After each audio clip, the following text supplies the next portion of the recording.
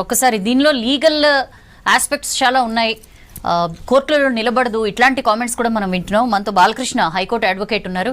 బాలకృష్ణ గారు చెప్పండి సార్, ఏ రకంగా దీనికి లీగల్గా ఎలాంటి అడ్డంకులు ఏర్పడొచ్చు, రాజ్యాంగం ఏం చెప్తోంది, 9th షెడ్యూల్ గురించి కూడా విస్తృతంగా చర్చ జరుగుతోంది. Please throw some light sir. Right, ముందుగా మనం రిజర్వేషన్కి అనుకూలంగానో ప్రతికూలంగానో ఏ స్టాండ్ తీసుకోవట్లేదు.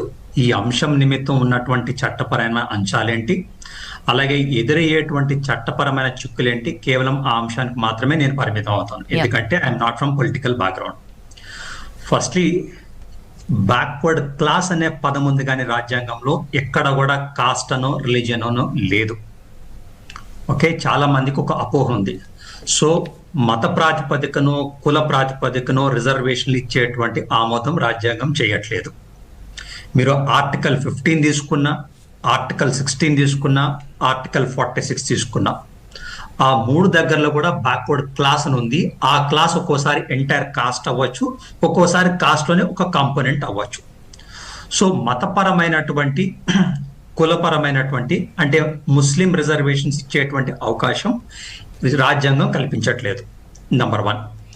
నంబర్ 2, మనకి ఈ 50% లిమిట్ ఏదైతే ఉందో, ఇప్పుడే మిత్రులు ఏమన్నారంటే ఈడబ్ల్యూఎస్ రిజర్వేషన్ వచ్చిన తర్వాత ఆ లిమిట్ లేదు అని చెప్పేసి. Janhit Abhiyan versus Union of India 2022 ఆ పర్టికులర్ జడ్జ్మెంట్ లో సుప్రీం కోర్ట్ ఈడబ్ల్యూఎస్ రిజర్వేషన్ ని అప్హోల్డ్ చేస్తూనే, అంటే 103rd కాన్స్టిట్యూషనల్ అమెండ్మెంట్ యాక్ట్ 2019 ని అప్హోల్డ్ చేస్తూనే ఏమని రియిటరేట్ చేసింది అంటే, ఇప్పటికీ కూడా 50% లిమిట్ కొనసాగుతుంది. ఈ 10% ఈడబ్ల్యూఎస్ అనేది బీసీలకు వర్తించదు. బీసీ అనేది ఒక కామన్ టర్మ్. అందులో మనకి ఎస్సీలు, ఎస్టీలు, ఓబీసీలు ఉంటారు. వీళ్ళు కాకుండా ఓసీల కేటగిరీ నుంచి ఆర్థికంగా వెనుకబడిన వర్గాలకి ఈడబ్ల్యూఎస్ రిజర్వేషన్ ఉంటుంది. సో ఆ 10% వేరు, ఈ 50% వేరు. ఇప్పటికి కూడా 50% లిమిట్ అనేది కొనసాగుతుందని సుప్రీంకోర్టు 2022 జనహిత్ అభియాన్ కేసులో అవ్వచ్చు, last year Davinder Singh versus state of Punjab అవ్వచ్చు, ఈ రెండు దగ్గరలో కూడా రియిటరేట్ చేయడం జరిగింది. సో ప్రప్రథమంగా ఎదురయ్యేటువంటి చట్టపరమైన చిక్కు 50% పైబడి రిజర్వేషన్ ఇచ్చేటప్పుడు ఒక చిక్కు ఎదురవుతుంది. అయితే కొన్ని రాష్ట్రాల్లో 50% పైబడి రిజర్వేషన్లు ఉన్నాయి. వాళ్ళు ఎలా అది ఇచ్చుకోగలిగారు, ఎలా ఇచ్చుకున్నది కొనసాగుతుంది అంటే, 2006లో Nagaraj versus Union of India అని చెప్పి ఒక జడ్జ్మెంట్ ఉంది. అందులో సుప్రీం కోర్టు ఒక 3 క్రైటీరియా 3 గైడ్లైన్స్ చేయడం జరిగింది.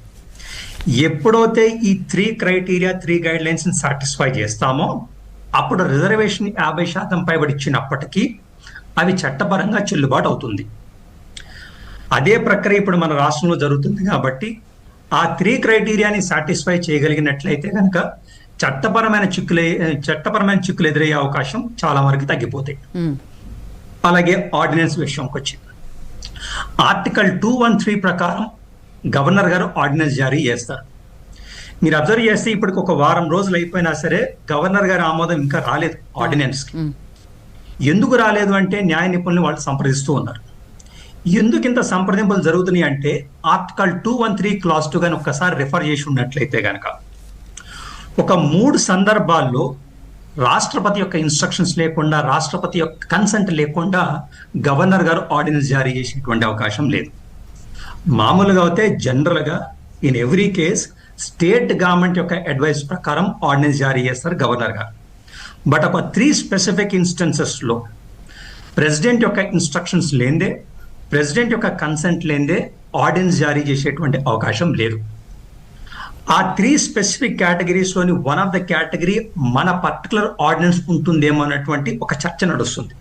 అదేమంటే, ఒక అంశాన్ని బిల్లు రూపేణ లెజిస్లేటివ్ అసెంబ్లీ కౌన్సిల్లో పాస్ చేసి గవర్నర్ గారి దగ్గరికి పంపించినప్పుడు ఈ పర్టికులర్ బిల్లు రాష్ట్రపతి పరిగణించాలి అని గవర్నర్ గారు భావించున్నట్లయితే, ఓకే, అలా భావించి రాష్ట్రపతి గారికి పంపించున్నట్లయితే, సేమ్ అదే అంశం నిమిత్తం ఆర్డినెన్స్ లాంటిది జారీ చేయాలి అంటే గవర్నర్ గారు రాష్ట్రపతి ఆమోదం లేదే ఆర్డినెన్స్ జారీ చేసేటువంటి అవకాశం లేదు.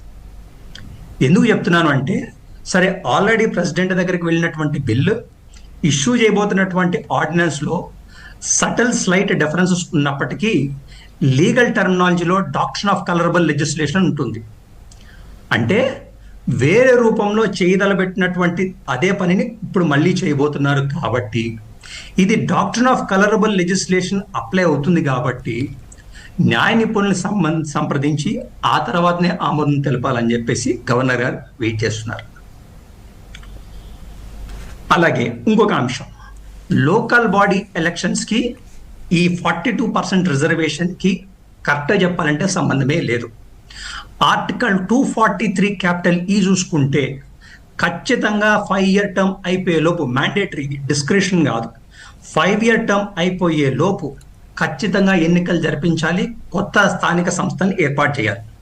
5 ఇయర్ టర్మ్ అయిపోయిన తర్వాత కూడా మన రాష్ట్రంలో అలాగే చాలా ఇతరతర రాష్ట్రాల్లో కూడా ఎన్నికలు జరిపించకుండా అలా జాప్యం చేస్తూ ఉన్నారు. ఇదే అంశాన్ని సుప్రీంకోర్టు పలుమార్లు తప్పుబడుతూ ఇలా జాప్యం చేయడానికి లేదు, 5 ఇయర్ టర్మ్ ఎక్స్పైర్ లోపు ఖచ్చితంగా ఎన్నికలు జరిపించాలని చెప్తూ ఉంది. ఇప్పుడు ఇంకొక అంశం చెప్తాను. ఆర్టికల్ 243 క్యాపిటల్ డి ప్రకారం ఎస్సీ ఎస్టీ మహిళలు వీళ్ళకి ఖచ్చితంగా రిజర్వేషన్ ఇవ్వాల్సిందే స్థానిక సంస్థల్లో. ఎస్సీ ఎస్టీలకేమో జనాభా నిష్పత్తి ప్రకారం, మహిళలకేమో 1/3 తగ్గకుండా ఇవ్వాలి. ఇది మ్యాండేటరీ.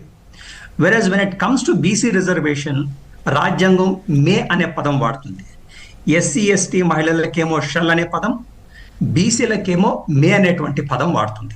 అంటే ఈ అంశాన్ని పూర్తిగా రాష్ట్రం యొక్క పరిధిలోకి నెట్టేసింది రాజ్యాంగం. సో సంబంధిత రాష్ట్ర ప్రభుత్వాలు ఆ రాష్ట్రంలో ఉన్నటువంటి పరిస్థితుల్ని, స్థితిగతుల్ని పరిగణలోకి తీసుకుని ఏ మేరకు ఎలా రిజర్వేషన్లు ఇవ్వాలి అనేది వాళ్ళే నిర్ణయించుకోవచ్చు. ఇది ఎందుకు చెప్తున్నాను అంటే స్థానిక సంస్థల్లో బీసీలకు రిజర్వేషన్ కల్పించేటువంటి అంశం పూర్తిగా రాష్ట్ర ప్రభుత్వం యొక్క పరిధిలో ఉంది. దీనికి బాలకృష్ణ గారు, దీనికి 50% క్యాప్ కూడా అప్లికబుల్ కాదు. ఎస్, అప్లై అవుతుంది. చాలా మంది ఏమంటే, అంటే నేను ప్రభుత్వం అంటే కాంగ్రెస్ కానీ బీజేపీ కానీ బీఆర్ఎస్ కానీ వాటికి అతీతంగా చట్టపరమైన అంశాలు మాట్లాడుతున్నాం. చాలా మంది ఏమంటే కేసీఆర్ ప్రభుత్వం తగ్గించింది అని చెప్పి చెప్తూ ఉంటారు. అప్పుడు జరిగింది ఏమంటే గౌరవ హైకోర్టు వారు ఆ రిజర్వేషన్ అనేది 50% లిమిట్ దాటుతుంది కాబట్టి దాన్ని ఇన్వాలిడ్ గా డిక్లేర్ చేయడంతో వేరే ప్రత్యామ్నాయం లేక రిజర్వేషన్ తగ్గించాల్సినటువంటి పరిస్థితి. ఇప్పుడైనా సరే అదే బీజేపీయో కాంగ్రెస్ వీళ్ళు అంటే చట్టసభల్లో అవ్వచ్చు, రాజకీయంగా అవ్వచ్చు, ఎగ్జిక్యూటివ్ లెవెల్లో డెసిషన్ తీసుకోవచ్చు. అల్టిమేట్ గా మనకు ఇంప్లిమెంట్ సమస్య చిక్కు ఎదురయ్యేది న్యాయస్థానాలు. న్యాయస్థానాల్లో ఇప్పుడు మనం మాట్లాడుకున్నటువంటి అన్ని అంశాలు వస్తాయి. అలాగే 9th షెడ్యూల్ గురించి మీరు ప్రస్తావించారు. మాట్లాడదాం సార్, చిన్న బ్రేక్ తీసుకుని మాట్లాడదాం బాలకృష్ణ గారు. 9th షెడ్యూల్ గురించి కూడా మాట్లాడదాం షార్ట్ బ్రేక్ తర్వాత. స్ట్రేట్ యూన్ షెడ్యూల్ 9 గురించి చెప్తున్నారు బాలకృష్ణ గారు. ఈ షెడ్యూల్ 9 అసలు అసాధ్యం ఇందులో పెట్టడం అని ఒక అడ్వకేట్ గా ప్లస్ బీజేపీ స్టేట్ చీఫ్ గా రామచంద్రరావు గారు చెప్పారు.